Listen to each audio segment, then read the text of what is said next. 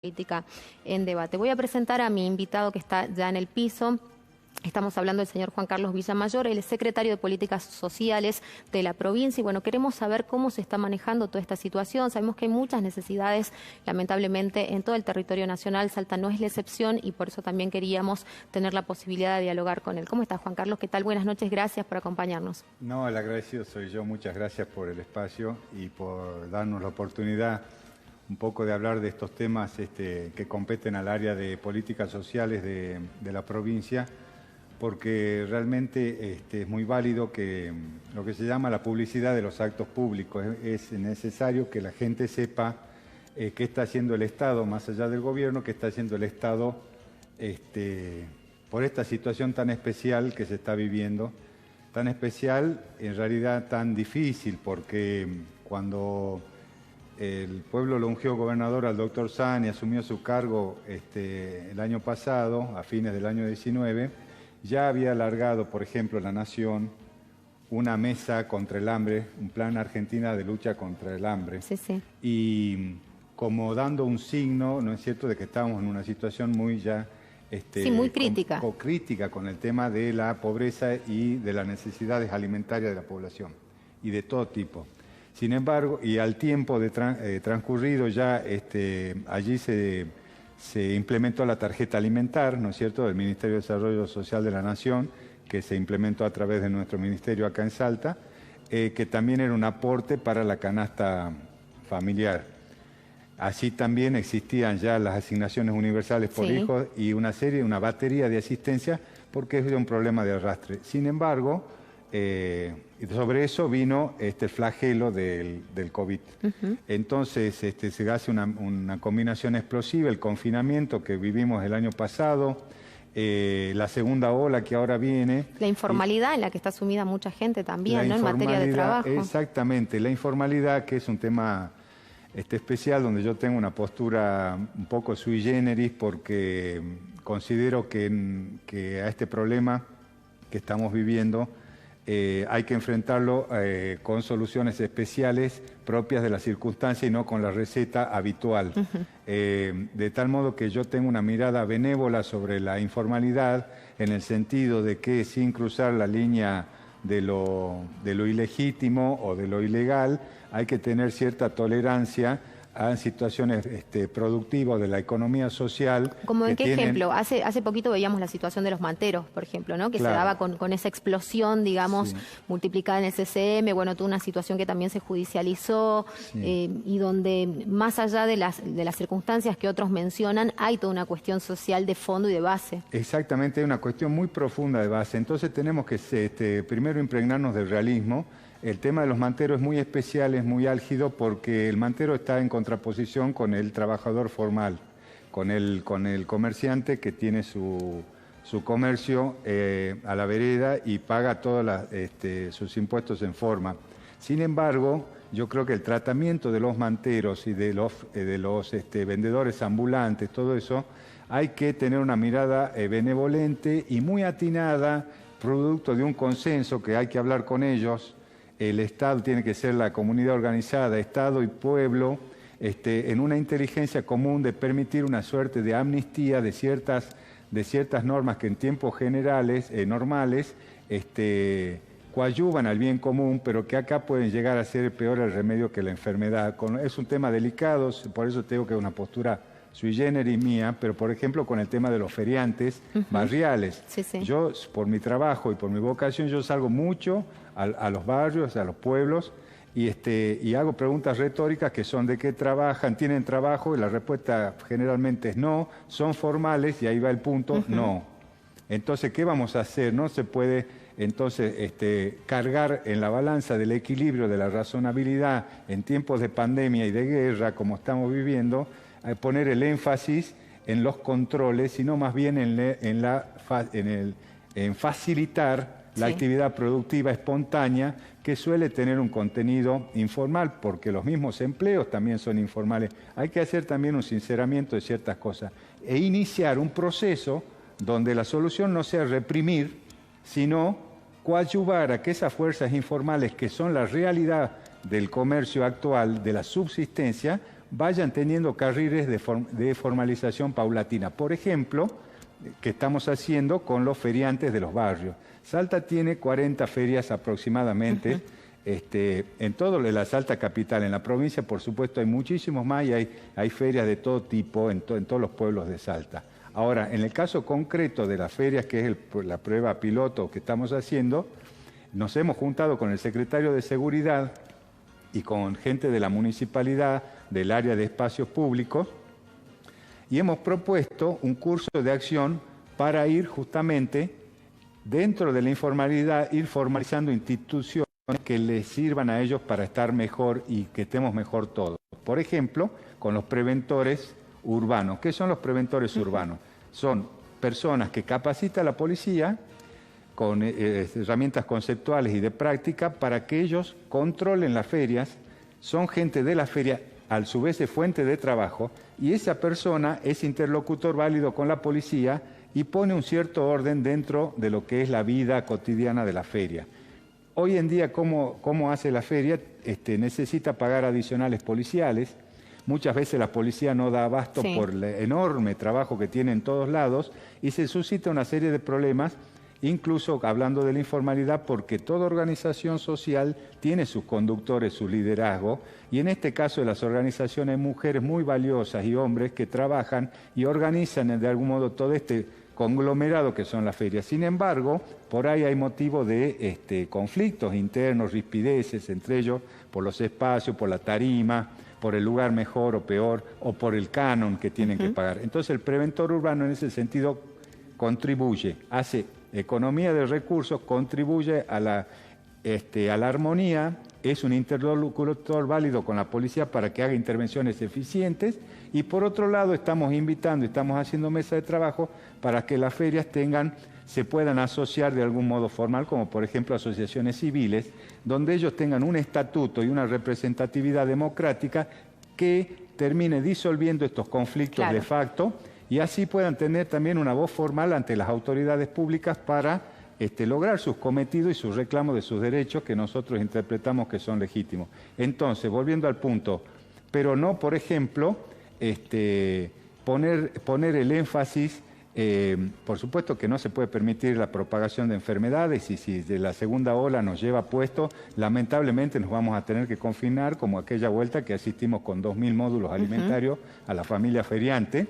Pero luego, ahí tenés, cuando vino otro acontecimiento de ese tipo, hicimos reuniones con el COE, hicieron un excelente protocolo de actuación, donde ahí los preventores urbanos serían herramientas muy, muy buenas, y con ese protocolo y de consumo con la municipalidad, en la que yo tuve el gusto de hablar con los funcionarios municipales, y quedamos de acuerdo, nos entendimos para que se les habilitara hasta las 8 de la noche y no solamente hasta las 6 de la tarde, porque ese es el horario donde ellos más venden. Claro. Y ahí tenés, por ejemplo, había una razón formal, esa es la amnistía que yo te digo, la tolerancia, había una razón formal, razonable, de hacerlo hasta las 6 de la tarde. Pero ¿qué pasaba? Le quitaban el prime time, digamos, la hora pico de venta, lo que es donde la familia vuelve a su casa esa hora. Entonces se deja de lado esa razón y pasa a pesar más la economía. Ese sería un ejemplo acabado de lo que yo te digo. Y después la informalidad de ciertos empleos. Mucha gente trabaja de modo informal. Lo que no se puede tolerar es lo que sería la ilegalidad o lo ilegítimo. Pero sí, bueno, esto es un poco, ¿cómo te puedo decir? Un enunciado conceptual, es decir, que el gobierno municipal y provincial tengan una mirada benevolente y facilitadora de la tarea económica y no represiva. Claro, y formadora también, ¿no? Porque cuánto es tan necesario, digamos, esto de poder formarlos, de poder entregarle herramientas que les sean útiles desde, no sé, desde alguna herramienta de marketing que les permita, no sé, anunciarse de mejor manera en las redes sociales, ¿no? Decir de qué productos disponen, digo, cosas que están más al alcance de todos, pero que muchas veces no las sabemos utilizar bien. Exactamente, la capacitación es fundamental. Mira, acá hay que pasar del paradigma de la asistencia social al paradigma del desarrollo social. ¿Qué otra cosa no es desarrollo social sino capacitación? ¿No es cierto? Por ejemplo, y ahora por default, esta tragedia del COVID nos deja esta nueva posibilidad de que todos hemos adquirido ciertas prácticas en lo que es sí, el la relación vía internet. De la tecnología. Forzosamente hemos tenido que aprender. Por ejemplo, un comerciante que tiene que pagar alquiler en las zonas que comercialmente son más potables o más caras, bueno, justamente, muchas veces tenés que pagar alquiler, empleados, los servicios públicos, etcétera, etcétera, y mantener el boliche, digamos, pero posiblemente ese mismo emprendimiento económico podría canalizarse por vía de internet.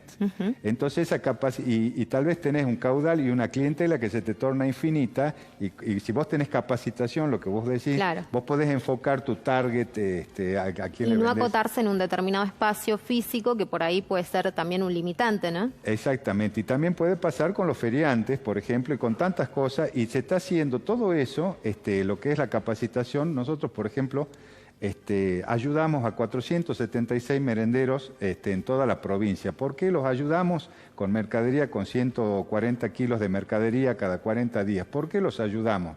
Que hay mercadería que comprende leche, por supuesto, una serie de insumos, porque es para dar una merienda a los niños, pero lamentablemente también están yendo las familias. Me contaban que muchos adultos mayores también, ¿no? Se acercan, bueno, que tienen realmente jubilaciones de pobreza, de miseria, en su mayoría. Es una realidad que atraviesa todo el país. Exactamente, el adulto mayor ha sido de los más, no sé si los más castigados, bueno, eso, el lapso último es caprichoso, pero han sido muy castigados.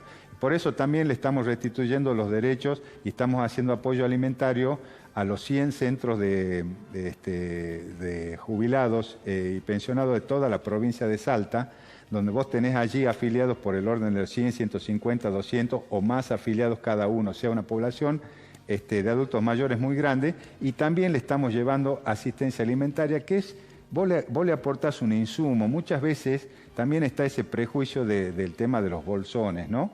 ¿Qué pasa con los bolsones? El bolsón es un capital, es un pequeño capital que no salva la vida de nadie, pero sin embargo a un viejito, permíteme que lo diga así, que vos, que está realmente arruinado y tuvo que estar confinado un año entero sin tener acceso a una computadora, a un teléfono, de todas las ventajas que nos da la tecnología a los que no somos adultos mayores, sin embargo ellos con todo ese miedo, y vos vieras cómo les sirve para ellos ese pequeño capital que es una ayuda alimentaria digna, que comprende alimentos sanos, y que esa pequeña platita la pueden ahorrar para comprar un remedio o alguna otra cosita. Les da un pequeño alivio, siempre es mejor que nada. ¿Y sabes cuál es la garantía de que eso corresponde y clama al cielo y que no es nada espurio? Que te lo piden. Entonces vos podés decir, no, esos manifestantes que se vayan a trabajar, bueno, ¿sabes qué? Pero en el caso de ese, que yo no coincido con esa ideología, ¿no? Pero ese viejito lo está necesitando, y cuando vos lo entregás como Estado, no como persona, ¿no? El Estado, una asistencia del Estado, como es la salud pública, como es la educación gratuita, apoyo alimentario en contexto de guerra, porque estamos en guerra contra el hambre, guerra contra el COVID, y vas a ver, Mabel, que después del COVID vamos a tener que constituir el tejido social y económico como si fuera la Berlín de la posguerra. Entonces, esa ayuda estamos haciendo, los merenderos también, las asistencias críticas, el programa focalizado aborigen, que son 660 toneladas de alimento que se le da en las rondas nuestras cada 40 días, sobre todo en donde rige el decreto de necesidad y urgencia, que es un blindaje alimentario humanitario y que ha sido una de las patas que ha permitido reducir drásticamente y por vez inédita la historia negra de la mortalidad infantil de Salta. El año pasado se contaban por decenas los niños muertos, y el anterior también, y el otro también, y venía de varios gobiernos ya, como diría León Gieco en su canción 5 siglos igual, la tragedia de los pueblos originarios. Este año, en la época estival, hasta donde podemos estar hablando ahora, y puede haber ocurrido un hecho trágico, Dios no lo permita, pero hasta ahora, hasta donde llega mi información, son 2 niñitos muertos por desnutrición y uno por otras causas médicas, pero también están relacionadas con con la falta de sanidad, la postergación. Sí, la vulnerabilidad, ¿no? Sobre todo que se vive en algunos lugares de la pero provincia. si vos comparas estas cifras con las del año pasado, cuando iniciamos la gestión con una situación heredada, valga decirlo, que el gobernador blanqueó, porque otra cosa, ¿cómo se dice? Invisibilizar. El problema es casi una canallada. Lo que hizo el doctor Sáenz, que lo marca de cuerpo entero, así como autolimitarse en sus mandatos a través de la reforma, te está mostrando un rasgo de conducción, un rasgo de estadista. Él visibilizó el tema y se propuso como meta principal terminar con esta estadística oprobiosa de la mortalidad infantil. Bueno, uno de las patas después del trabajo impresionante que está haciendo la mesa interministerial, realmente salud, y todos los demás organismos, Aguas del Norte, infraestructura, producción, todos de consumo en una mesa que todos los martes religiosamente se junta y están en territorio, mucha gente que no puedo nombrar porque va a estar hasta mañana, pero de mucha calidad humana, que ese fue el secreto, ¿no? El corazón, la orden, está emperrado el doctor Sáenz con eso, y la orden precisa acá baja en el índice porque si no lo haces, te pesa sobre tu conciencia y del pueblo salteño esta tragedia. Y bueno, se logró. Imagínate si no hubiera sido así, estaríamos hablando de cuántos con todas las decenas de situaciones que se chicos está murieron viviendo, este verano, que era el paisaje, tremendo. lo normal, lo normal lo pongo entre horrorosas Claro, estábamos comillas. lamentablemente habituados a esto, ¿no? Me hacen una consulta, dice Feria Estación Alvarado, ¿por qué se sigue permitiendo con todos techos de palos y plásticos, etcétera, sin salidas de emergencia, sin matafuegos a la vista? Mientras, dice, los puesteros tienen autazos y clientes ocupando casi todo el ancho de la avenida.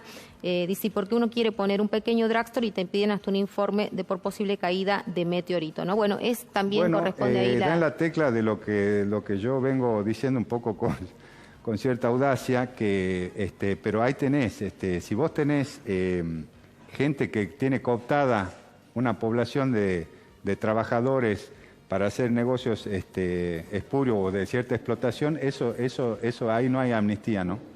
Ahí todo el rigor de la ley. Ahora, yo los veo, Mabel, en los barrios todos los días, y la necesidad de trabajo es tremendo. Y cuando vos preguntás, eso es un realismo también, porque a veces está lo políticamente correcto. Y eso es una condena a lo políticamente correcto, porque nadie tiene como dicen los españoles, los cojones de decir las cosas como son. Bueno, Seguro. yo si estoy diciendo una imprudencia, lo asumo. La gente trabaja como puede y estamos en contexto de guerra. Entonces, la explotación, por supuesto, si la explotación había que condenarla, en este contexto hay que condenarla peor. Pero no esa pobre gente que está tratando de sobrevivir, y además tenés que ayudarla como puedas. El Estado encima no tenemos recaudación suficiente comparada a épocas normales, porque mientras más pobre está la ciudadanía, menos recaudación hay. Tiene el Estado, por supuesto. Entonces hay que empezar a sincerar ciertas cosas y lograr una armonía que nos lleve a reconstruir el tejido económico y social de Salta. Bueno, acá me hacen otra consulta. Dicen que usted los estuvo visitando en Plaza Colón del Parque San Martín a la gente de Mayores en Movimiento, que esto fue aproximadamente a mediados de abril, y también que en ese momento hubo un compromiso de gestionar alguna posibilidad para que puedan seguirse desarrollando las actividades de gimnasia, recreación y actividades cognitivas. Es correcto. Mi amiga la conocí allí, de virtud de una mujer, creo que era Paola, pero que me perdone si no me acuerdo bien, que ella les hace unas actividades fabulosas a los abuelos. Estaba el otro hombre que tiene el programa de radio, y quedamos exactamente en eso. Y palabra de honor que esta semana pasada estuve hablando con mis chicas del despacho, para que atendiéramos ese caso. Perfecto. Porque, como les dije a ella en ese momento, si no podemos lograr todo lo que pretendían, por lo menos una parte, y sobre todo atender a la conductora de contención, que tengo fotos además, bailando, ¿no? Ahí te digo así, qué ¿no? bueno, me las tendrían que haber pasado, entonces así yo las te voy a mostraba. hacer una juego de palabras, te contagian juventud. Totalmente. Se contagian alegría de vivir. Bueno, nosotros tenemos en otro programa que yo conduzco acá a la tarde, un espacio que se llama Gina lo Grande, ¿no? Y que justamente está direccionado a toda la población de adultos mayores para darles también esa contención de que puedan hacer actividad física, aquellos que no salen, y sepan que eso está pensado exclusivamente para ellos. Sí, es un mundo maravilloso el de los adultos mayores, experiencias, ganas de vivir, alegría, ¿cómo te puedo decir? Solidaridad, educación. Yo cuando voy a visitarlos a ellos en mi rol, es una experiencia maravillosa y te conmueve hasta las lágrimas, pero de felicidad muchas veces, y después otras tragedias, pero no importa. Ellos hay que atenderlo, te felicito por ese espacio, y casos como este del Parque San Martín, realmente, porque ¿sabes qué? Bueno, no Celestina y Norma descarte. nos mandaban el mensaje, así que aprovechamos para pasarlo, ¿no? Y obviamente, entonces eso se está trabajando, se podría llegar a tener una respuesta. Ellos, si no podemos todo, por lo menos algo, sí es un tema que no lo tengo súper presente. Juan Carlos, ¿va a ser candidato? ¿Cómo está proyectado su año político, no? Porque ya estamos muy cerca, ya en unos días van a cerrar también las listas de candidatos, ya tenemos los frentes armados y queremos saber qué es lo que va a pasar. Mira, yo creo que uno tiene que ser consecuente con sus sentimientos, con sus convicciones, con su visión. Yo creo que un sitial de legislador, en función de lo que uno viene trabajando con un grupo de gente de hace mucho tiempo, en función social sobre todo, sería muy útil este contexto que te digo de posguerra. Creo que hay que institucionalizar a través de leyes ciertos institutos justamente para cimentar la reconstrucción del tejido social y económico y que, ¿sabes qué? Buscar una autonomía a través de la provincia, de su órgano legislativo, la autonomía con respecto también a los planes sociales y a las directivas, que son buenas, que tenemos excelente relación. Yo tengo una muy buena un muy buen concepto del ministro Arroyo y del Gabinete Nacional en ese sentido. Se está trabajando muy bien.